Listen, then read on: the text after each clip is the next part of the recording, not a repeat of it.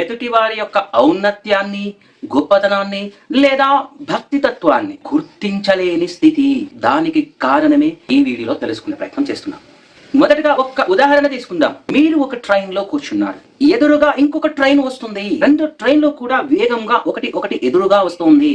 అప్పుడు బయట ఉన్న ట్రైన్ యొక్క వేగము చాలా ఎక్కువగా కనిపిస్తుంది. ఇంకొక విషయం ఏంటంటే, మనము కూర్చున్న ట్రైన్ ఎలా వెళుతుందో దాని పక్కన ఉన్న ట్రైన్ కూడా అలాగే ఈక్వల్ గా స్పీడ్ గా వెళ్తున్నాయి. గంటకు 150 అంత వేగంలో వెళ్తున్నాయి. వేగము కనిపించదు, అలా నడుస్తున్నట్లుగా కనిపిస్తుంది. మనకు సమాంతరంగా కానీ కొంచెం ఎక్కువ తక్కువలో ఉన్నా కానీ అవతల వ్యక్తిని మనతో పోల్చుకొని నేను కూడా చేస్తున్నాను గొప్ప విషయాలు, అయితే ఏమిటి అనే సూక్ష్మ భావముతో ఎదుటి వారి ఔన్నత్యాన్ని గుర్తుపట్టలేం. ఒక్కొక్కసారి ఆగి ఉన్న ట్రైన్ పక్కన ఉండి మనం ఇంకొక ట్రైన్ లో ఉండి చాలా వేగంగా వెళ్తాం, గంటకు 200 వేగంలో. దురదృష్టవశాత్తు ఆగి ఉన్న ట్రైన్ కూడా చాలా వేగంగా పోతుంది అనిపిస్తుంది. ఆ రెండిటి మధ్యలో ఉన్న తేడాని మనం గమనించాలి.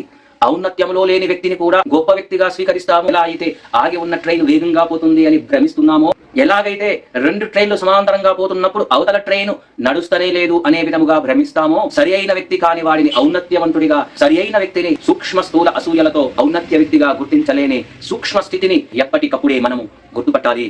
లేకపోతే అది మీ హృదయంలో ఉన్న సమస్యలను పెంచి అశాంతికి గురి చేసి భగవంతుడి కృపకు దూరం చేస్తుంది. హరే కృష్ణ.